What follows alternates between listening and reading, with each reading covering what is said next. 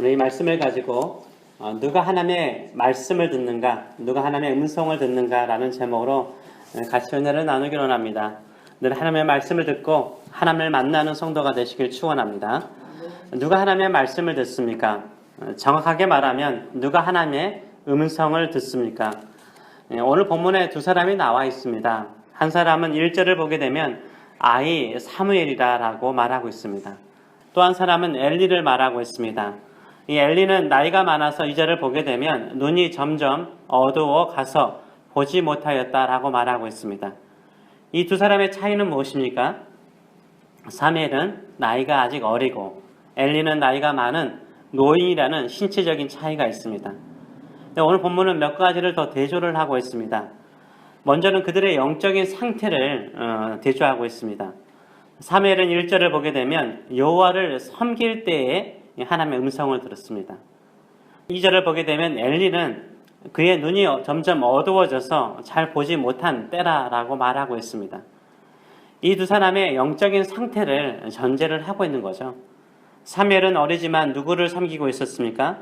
1절의 말씀을 보게 되면 여호와 하나님을 섬겼다라고 말하고 있습니다. 어리지만 여호와 하나님 앞에 섬기며 살았습니다. 엘리는 지상이지만 그의 영적인 상태는 어땠습니까? 육신의 눈만 어두운 것이 아니라 그의 영적인 상태도 어두운 상태였습니다. 이때 엘리는 어디에 누워 있습니까? 이전의 말씀을 보게 되면 엘리는 자기에 쳐서 누워 있었다라고 말하고 있습니다. 사무엘은 어디에 누워 있습니까? 성경 말씀 3절을 보게 되면 사무엘은 하나님의 궤가 있는 여호와의 전안에 누웠다라고 말하고 있습니다. 장소적으로도 차이가 있는 거죠. 엘리는 자기 방에서 잠을 자고 있었습니다. 그러나 사무엘은요, 하나님의 법궤가 있는 여호와의 성전 안에, 성막 안에 자고 있었습니다. 하나님의 음성은 어디에서 들을 수 있습니까? 항상 그런 건 아니지만 일상생활에서도 하나님께서 우리에게 깨닫게 하시지만 주로 어디에서 하나님의 음성을 들을 수 있습니까? 하나님의 법궤가 있는 성전에서 들을 수 있는 거예요. 여러분도 알다시피 하나님의 법궤 안에는 모세 때 세 가지가 있었습니다. 뭐가 있었죠? 하나는 아론의 쌍난 지팡이가 있었고, 하나는 40년 동안 그들을 먹이신 만나는 보내신 만나가 있었습니다. 마지막으로 가장 중요한 것이 무엇이죠? 두 돌판의 십계명이 있었습니다. 그러나 사무엘의 시기에는 모세로부터 300에서 한 400년 정도 지난 상태이기 때문에 아론의 쌍난 지팡이나 만나는 썩어서 먼지로 사라졌던 것 같습니다. 그렇다면 오직 법궤 안에 무엇이 남아 있습니까? 하나님의 말씀인 두 돌판인 십계명만 남아 있었습니다. 3절은 단순히 하나님의 전이라고 말하지 않습니다. 무엇이 있는 하나님의 전이라고 말하고 있습니까? 하나님의 궤, 하나님의 법궤가 있는 여호와의 전이라고 말하고 있습니다. 우리가 하나님의 말씀이 있는 곳에 있을 때 하나님께서 말씀하시는 줄 믿습니다. 우리가 하나님의 말씀을 품고 살아갈 때 하나님께서 우리에게 말씀하시는 줄 믿습니다. 아멘. 우리가 하나님을 섬기더라도 어떻게 섬겨야 됩니까? 늘 하나님의 말씀을 내 가슴에 품고 하나님의 말씀에 있는 곳에 계시는 저 여러분 되시길 축원합니다. 하나님께서 반드시 우리에게 말씀하세요. 하나님의 말씀이 있는 곳에 우리의 잠자는 영혼을 깨우십니다. 우리가 잠자던 심령을 깨워서 하나님의 음성을 듣게 하시는 줄 믿습니다. 이 새벽마다 기도할 때마다 주의 말씀을 듣고 주의 음성을 듣는 저 여러분 되시길 축원합니다. 아멘. 그런데 엘리도요, 하나님의 음성을 들었죠. 언제 들었습니까? 2장에 나오잖아요. 2장을 보게 되면 엘리가 두 아들의 범죄에 대해서 아주 가볍게 훈계하죠. 가볍게 훈계해요. 하나님께서 엘리를 책망하시면서 말씀을 전하셨잖아요. 어제 말씀 보지 않았습니까? 그런데 어떻게 말씀하셨어요? 엘리에게 말할 때는 다른 사람을 통해서 말씀하셨어요. 재밌죠? 다른 사람을 통해서 말씀하세요. 사무엘상 2장 27절의 말씀을 보게 되면 하나님의 사람이 엘리에게 와서 그에게 이르되라고 말하고 있어요. 하나님께서 하나님의 사람, 선지자를 보내서 말씀하셨던 거죠. 즉 하나님은 엘리에게 하나님의 메신저를 통해서 간접적으로 메시지를 전했습니다. 근데 오늘 본문에서 하나님은 어린 사무엘에게 어떻게 말씀하십니까? 직접 나타나서 말씀하세요. 직접 부르세요. 4절 말씀 보게 되면 여호와께서 사무엘을 부르시는지라 라고 말씀하세요. 요 하나님께서 직접 3회를 부르십니다. 저 여러분이 하나님의 음성을 직접 듣는 사람이 되시길 축원합니다. 간접적으로 경험하고 간접적으로 만나는 하나님이 아니라 나에게 직접 찾아오시는 하나님, 나에게 직접 만나주시고 직접 말씀하시는 하나님을 만나시는 저 여러분 되시길 축원합니다. 우리 자녀들도 마찬가지죠. 간접적으로 엄마를 통해서 목회자를 통해서 하나님을 만나는 것이 아니라 직접 하나님의 음성을 듣고 하나님의 부르심의 음성을 듣는 역사가 일어나도록 기도하시는 저 여러분 되시길 축원합니다. 하나님께서 직접 사무엘을 부르셨음에도 불구하고 사무엘이 어디로 달려갑니까? 엘리에게로 달려가죠. 3번이나 엘리에게로 달려갑니다. 왜냐하면 한 번도 하나님의 부르심을 경험하지 못했기 때문인 거예요. 첫 하나님과의 만남이었던 거죠. 3번이나 하나님께서 사무엘아 사무엘아 불렀는데도 엘리에게로 달려갑니다. 그렇다면 하나님께서 우리를 부르시고 말씀하실 때는 우리가 어떻게 해야 될까요? 엘리가 사무엘에게 가르쳐줍니다. 엘리는 하나님의 음성을 들었던 경험이 있었던 것 같아요. 그렇기 때문에 아마 사무엘에게 이렇게 가르쳐준 것 같아요. 엘리는 자신이 부르지 않았음에도 불구하고 자신에게 달려오는 사무엘을 보고 하나님께서 부르신 것을 깨닫게 되죠. 그래서 하나님께서 사무엘을 다시 부르실 때는 어떻게 행동하라 라고 말합니까? 여호와여 말씀하옵소서 주의 종이 듣겠나이다 라고 대답하라 라고 가르칩니다.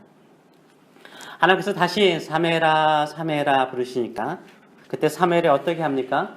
10절의 말씀을 보게 되면 주여 여호와께서 임하여 서서 전과 같이 사무엘아 사무엘아 부르신지라 사무엘이 이르되 말씀하옵소서 주의 종이 듣겠나이다 라고 말씀하죠. 그리고 왜 하나님의 음성을 듣지 못할까요? 저는 들으려고 하지 않기 때문이라 라고 생각을 해요. 들어야죠. 고요함 중에 하나의 음성은 임하시는데 소음 속에 살고 있는 것 같습니다. 왜 하나님의 음성을 듣지 못합니까? 들으려고 하지 않기 때문인 거예요. 듣기보다는 우리가 말하려고 하기 때문인 거죠. 기도는 반드시 말을 해야 돼요. 말하고 난 다음에는 좀 시간을 가지시고 하나님 저에게 깨닫게 하여 주시옵소서 하실 말씀을 들려주시옵소서 기도하시는 하나님 앞에서 들으시려고 하시는 저런 되시길 축원합니다. 3회를 그러잖아요. 주여 말씀하옵소서 내가 듣겠나이다 이런 자세로 나가셔야 됩니다. 또한 하나님의 음성을 들을 때는 어떻게 나가야 됩니까? 이 종의 자세로 나가야 돼요. 종은 주인에게 말하지 않잖아요. 종은 어떻게 합니까? 주인의 말을 잘 듣고 순종하려고 귀를 기울여 듣습니다. 우리가 하나님의 음성을 들을 때는 순종하려는 마음을 가지고 들으셔야 돼요. 하나님은 기꺼이 순종하고자 하는 자에게 말씀하세요. 또 순종하는 자에게 마음속으로 역사하시는 줄을 믿습니다.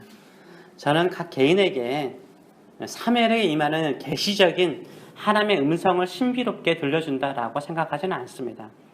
사무엘은 선지자로서의 첫 부르심을 이때 경험하게 되는 거죠. 그런데 하나님은요 성령을 통해서 각 개인의 마음과 심령 안에 이렇게 말씀하세요. 우리의 영혼을 깨닫게 하시고 또 하나님의 뜻을 보여줄 때가 참 많습니다. 어제 기도하는데 저에게 이런 깨달음이니까 그냥 너무 이상하게 생각하지 마시고 들으셨으면 좋겠습니다. 저도 인간인지라 될 수 있으면 이렇게 불평하지 않으려고 하고 저도 불평이 얼마나 악인지 알아요. 될 수 있으면 감사해야지 불평하면 안 돼요. 절대 불평은 좋지 않습니다. 근데 제 마음도 가끔은 불평이 있을까요 없을까요? 있을 때가 있잖아요. 원망이 생길 때도 있고. 며칠 전에 어느 분과 이야기를 나누는데 그게 제 마음, 그 말 한마디가 제 마음에 이렇게 마음을 상하게 했어요. 이 교회 추천하신 목사님을 위해서 열심히 사역하세요. 나쁜 말은 아니죠. 추천해서 제가 오게 됐죠. 근데 그 말을 듣고 나는데 감사하고 또 저를 밀어주고 저를 신뢰해준 거에서 감사하죠. 근데 그 말이 제 마음에 걸리는 거예요. 마치 사람이 나를 이 교회에 보낸 것처럼 이렇게 생각이 드는 거예요. 사람이 보내는 것처럼. 그런데다 부임해서 어떻게 큰 부흥이 일어나거나 어떤 엄청난 역사가 일어난 것도 아니잖아요. 그러나 우리 교회요. 너무 걱정하지 마시기 바랍니다. 새 가정이 정식 교회이긴 하지만 6개월 동안 목이 지는 교회임에도 불구하고 재정적으로 이렇게 빚지진 않고 은혜롭게 정말 은혜롭게 지난주 금요일날 간증했지만 진짜 은혜롭게 지내고 있습니다. 기적적으로 저는 지내고 있다고 생각을 해요. 약할수록 부족할수록 하나님께서 기적을 행하시고 역사하시는 부분들을 경험하고 있습니다. 6개월 동안 감사하며 기쁨으로 사역하는데 추천하신 분을 위해서 열심히 사역하라. 마치 사람이 나를 이 교회에 보내는 것처럼 들려서 제 마음이 그렇게 편치 않았습니다. 이런 생각을 가지고 어제 새벽에 기도하는데 갑자기 하나님께서 말씀하시더라고요. 사람이 보낸 거 아니야. 내가 너를 이곳에 보냈다. 왜 사람이 보냈다고 생각하여 시험에 드니? 내가 너를 이곳에 보냈으니까 나만 바라보고 사역해라. 얼마나 큰 위로가 되고 힘이 되었는지 모릅니다. 저 여러분은 이 교회 와서 새벽을 깨우면서 함께 기도하고 있습니다. 누가 이 자리로 우리를 부르셨다라고 생각하십니까? 누가 기도하게 하신다라고 생각하십니까? 우리가 한 것처럼 보일 수 있습니다. 또 사람이 그렇게 하신 것처럼 보일 수 있고 환경에 기도 제목이 있어서 이곳에 올 수도 있습니다. 하나님께서 우리를 이 자리에 부르신 줄 믿습니다. 하나님께서 우리를 이 자리에 부르셨다면 하나님의 뜻이 이곳에 있는 줄 믿습니다. 이 자리에 부르셔서 우리가 함께 기도할 때 하나님께서 우리를 깨닫게 하시고 깨우치시고 또 주여 말씀하옵소서 주의 종이 듣겠나이다 라고 기도할 때마다 우리의 마음을 깨우치시고 우리의 심령 안에 말씀하시며 직접 하나님을 만나는 기적과 같은 삶을 통해서 이 세상을 승리하도록 역사하여 주실 줄 믿습니다. 이 믿음을 가지고 살아가시는 저 여러분 되시길 축원합니다. 기도하겠습니다.